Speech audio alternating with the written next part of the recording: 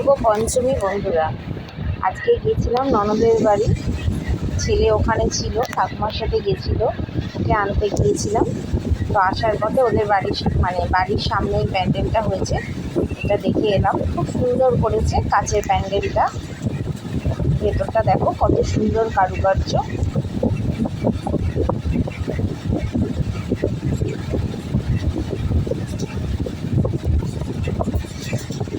আসার পথে এই প্যান্ডেলটাই দেখলাম শুধু, কারণ রাস্তায় আজকে এত পরিমাণে জ্যাম ছিল যে অন্য কোথাও দাঁড়ানো হয়নি।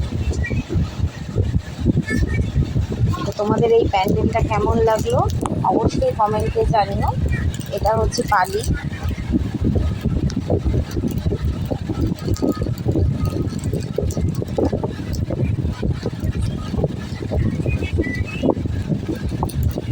টুকরো টুকরো কাজ দিয়ে প্যান্ডেলটা খুব সুন্দর করে সাজিয়েছে।